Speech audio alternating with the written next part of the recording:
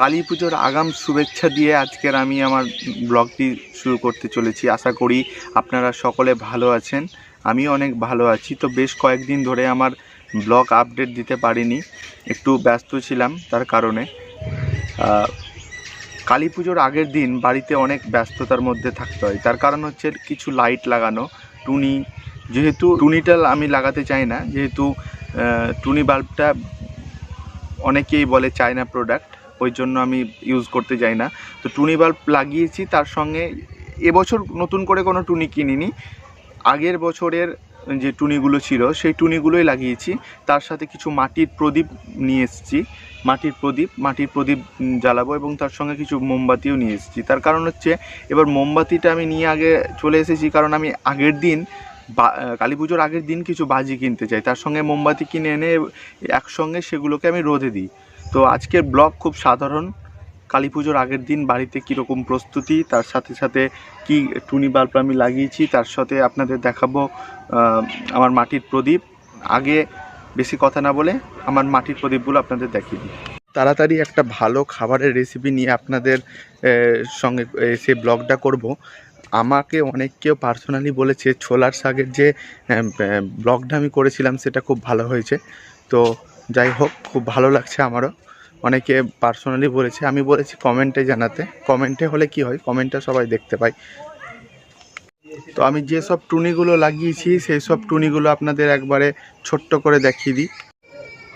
এটা একটা জবা গাছ, জবা গাছের মধ্যেই আমি অনেক কটা টুনিকে আমি গুটিয়ে দিয়েছি। গাছে কি হয়, রাতের বেলায় যদি টুনি জ্বলে তাহলে গাছগুলো দেখতে খুব ভালো লাগে, তাই আমি এলইডি টুনি এগুলো আমি গাছে জড়িয়ে দিয়েছি, জবা গাছে। রাতেও এগুলো রাতের বেলায় এত সুন্দর লাগে দেখতে, গাছে যেসব টুনিগুলো থাকে। খুব ছোট্ট ডেকোরেশন আমার।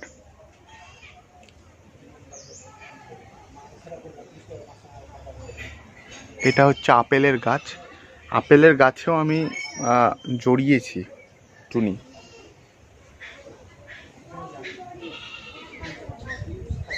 টুনিগুলো আমি হয়তো আপনাদের দেখাতে পারবো না, কারণ টুনিগুলো আমি চারিদিকে ভরে টাঙিয়েছি।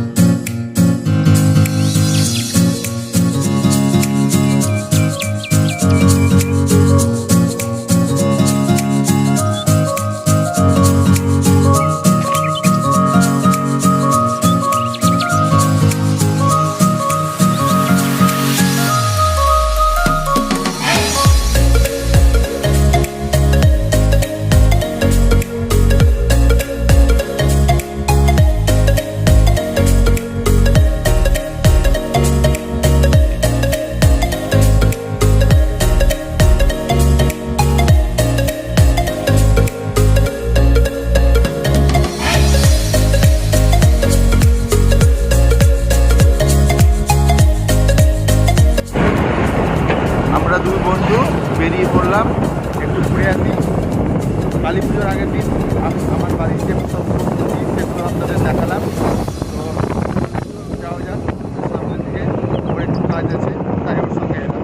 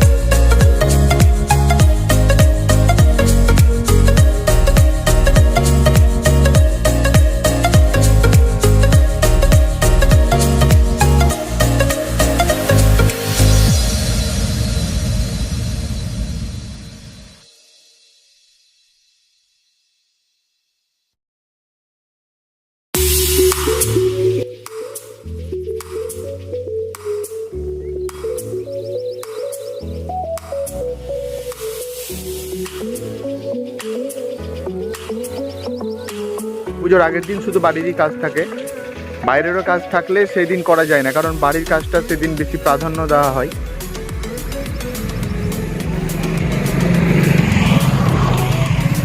যে দূরে ব্রিজটা দেখতে পাচ্ছেন সেটা হচ্ছে রেল ব্রিজ।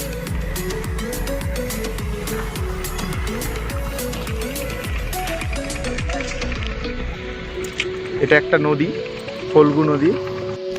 এই নদীটা ফিডার ক্যানেলে এসে মিশেছে, বীরভূম থেকে এসেছে নদীটা, ফল্গু নদী। এই নদীটা সামনে গিয়ে ফিডার ক্যানেলের সঙ্গে মিলিত হয়েছে।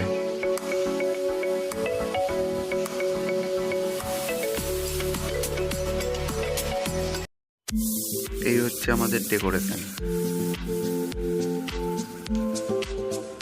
অবশ্যই কমেন্টে জানাবেন লাইটগুলো কেমন লাগছে।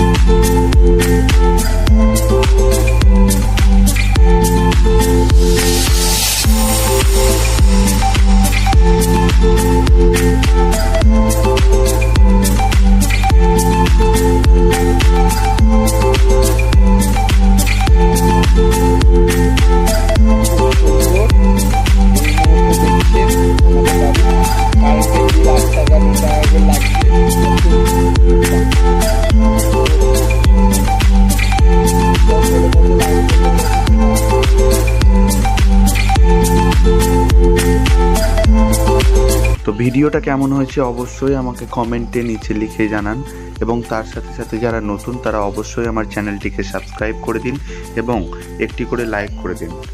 আপনাদের প্রত্যেকটি লাইক আমার ভিডিও বানানোর উৎসাহ বাড়িয়ে দেবে। আগাম কালী পুজোর শুভেচ্ছা জানিয়ে আমার ব্লগটা এখানেই শেষ করছি।